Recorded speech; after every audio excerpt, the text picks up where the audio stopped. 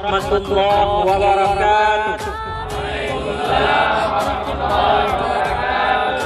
Kami dari Ormas Islam Aceh mendukung instruksi PLT Gubernur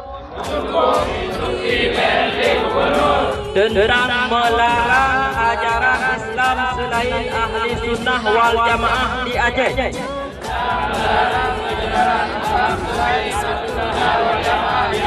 Semoga ke depan di Aceh tidak ada lagi ajaran sesat.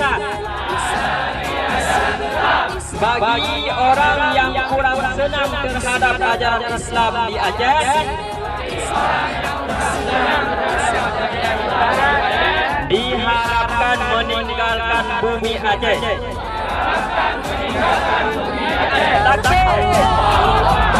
Takbir! Takbir!